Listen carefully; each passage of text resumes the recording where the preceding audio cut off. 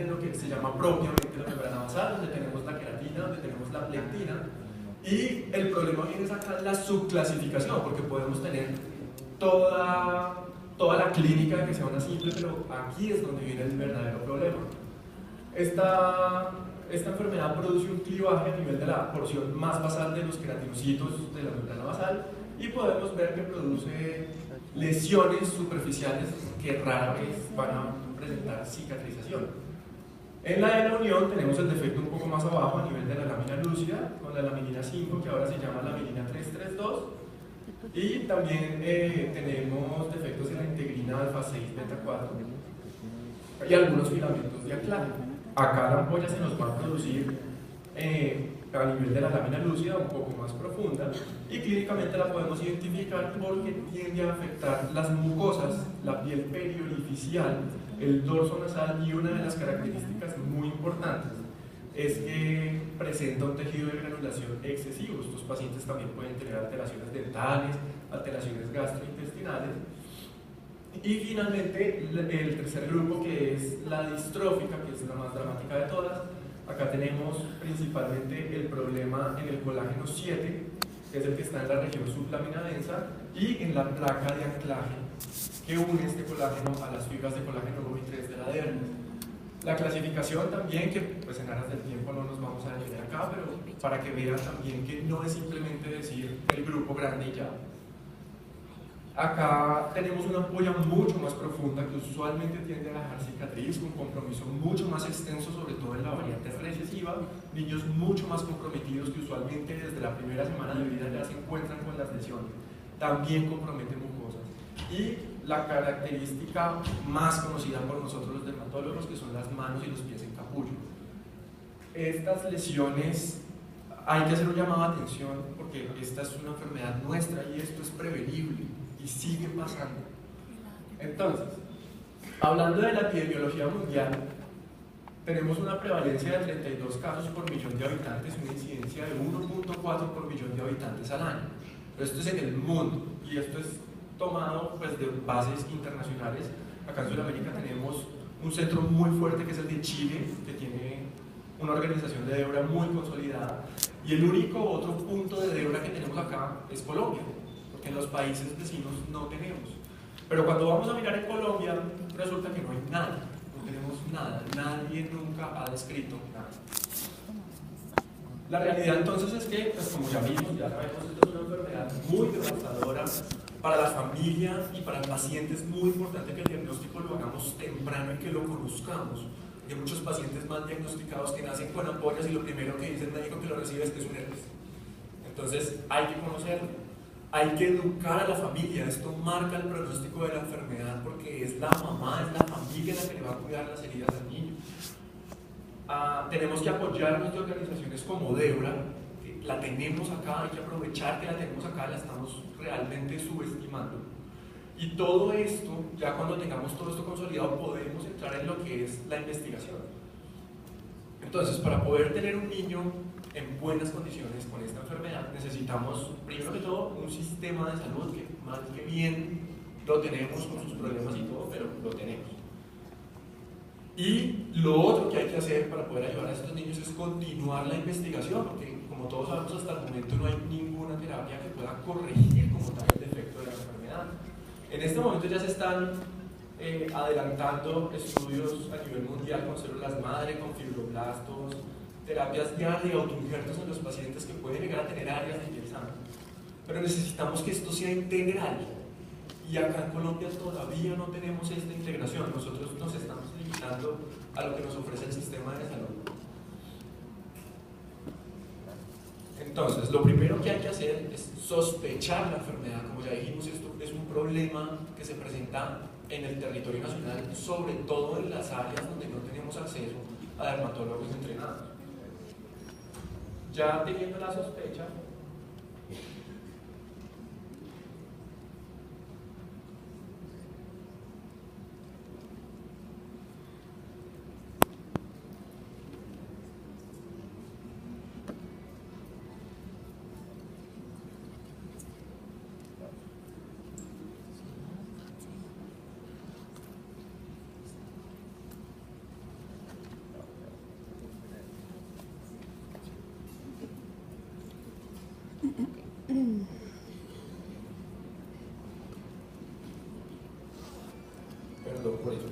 Ya teniendo la sospecha podemos hacer un diagnóstico, y para poder hacer un diagnóstico necesitamos, como casi siempre en dermatología, clínica e histología.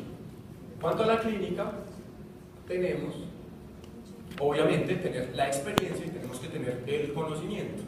Y hay que hacer una pequeña acotación muy importante en cuanto a la toma de biopsias, porque hay muchos profesionales, incluso colegas de nosotros, que no conocemos bien cómo tomar la muestra. La ampolla hay que inducirla. Tiene que ser una ampolla nueva. Si la ampolla está nueva, garantizado que está nueva, podría en teoría, y siempre tenemos que tomar 2 biopsias. Una que incluya la ampolla y otra de los 5 milímetros alrededor de la ampolla, que esa es la que vamos a meter en el medio especial para el procesamiento, idealmente con microscopía electrónica o con alguna otra técnica que tengamos a disposición. Y en cuanto a la histología, hay que recalcar que la que usamos usualmente, la típica HE, nuestra coloración básica, no es suficiente, porque se ve la ampolla a nivel de la unión dermoepidérmica, pero cuando va uno a mirar estructuralmente dónde está la ampolla, es imposible con una coloración básica. Entonces necesitamos idealmente microscopía óptica de alta resolución, necesitamos microscopía electrónica, que realmente es el gold estándar, y que acá en Bogotá tenemos entrenados, certificados 2 personas. Tuvimos la fortuna de contar con el doctor Geresaín, que nos ayudó a leer las muestras que alcanzamos a tomar.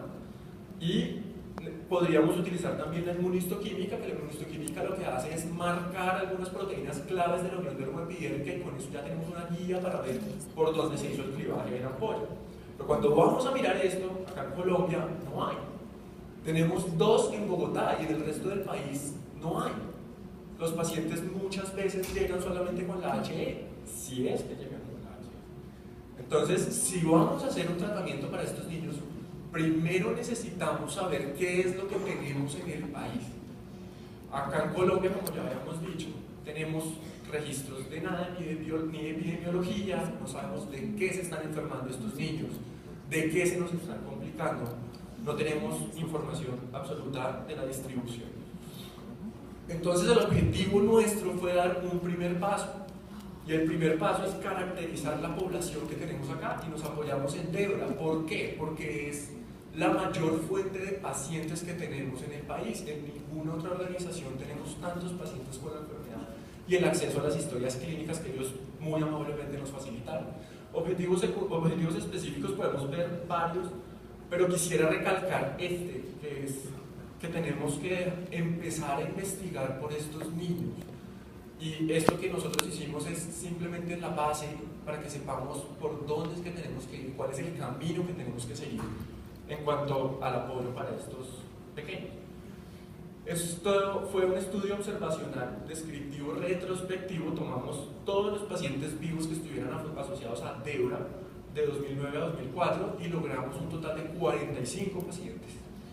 Perdón, de 2009 a 2014, un total de 45 pacientes.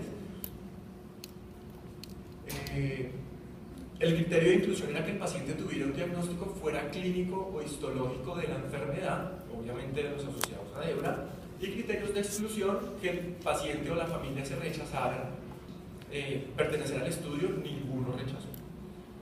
Tuvimos muchísimas variables, esto solamente para mostrarles un poquito la complejidad del estudio, pero pues no nos vamos a detener acá. Y pasamos a los resultados. Una distribución de sexo pues, más o menos equitativa, concordante con lo que tenemos en la literatura internacional. Y por fin el mapa tomó algo de forma. Podemos ver cómo están distribuidos los pacientes de acuerdo a los departamentos. En ese momento teníamos un paciente de Venezuela, que ya que allá no hay, pues se vino para acá. Y actualmente, que no alcanzó a entrar en el estudio porque llegó después, un paciente incluso de Ecuador. Los pacientes están empezando a buscar ayuda acá. Podemos ver obviamente pues la sede más grande de Debra, la más importante, está acá en Bogotá, entonces tenemos muchísimos pacientes acá en Bogotá. En cuanto a la distribución, teníamos un paciente con la variante adquirida, que pues obviamente el paciente ya estaba en su tratamiento aparte, porque sabemos que esta, digamos, la fisiopatología es diferente. Tuvimos una predominancia de la variante distrófica muy importante. Creemos que es porque estos son los pacientes que más buscan ayuda, porque de verdad la necesitan por lo devastadora que es la enfermedad. Y este rojo que tenemos en la simple es porque tenemos un síndrome de Gindler ya diagnosticado, confirmado, de un paciente que inicialmente pensamos que tenía la simple. Cuando vamos a mirar, esto es nacional, cuando vamos a mirar en Bogotá, tenemos que muchos de los pacientes tienen la variante distrófica y muchos de estos pacientes ya tienen secuelas que pudieron haber sido prevenibles. Esta fue una cosa que nos impactó muchísimo, porque de todos los pacientes, solamente 24 pacientes tenían biopsia. 21 de esos pacientes con diagnóstico no tenían ni siquiera la biopsia de piel. Y ya vamos a ver otra cosa bastante impactante que ustedes vieron ahí, que es la correlación entre la clínica y la histología. Entonces, tuvimos muchas dificultades, por supuesto. Creemos que hay muchísimos más pacientes mal diagnosticados o subdiagnosticados. Se estima que en Colombia hay al menos unos 200 pacientes que no tenemos asociados a Debra.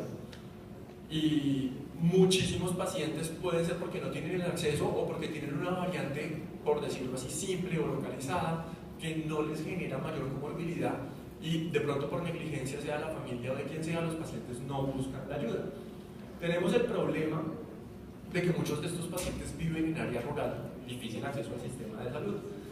No tenemos datos específicos porque como tenemos pacientes vivos, no sabemos de qué se están muriendo nuestros pacientes, aunque las primeras causas son principalmente el carcinoma escamocelular y las infecciones durante los primeros años de vida.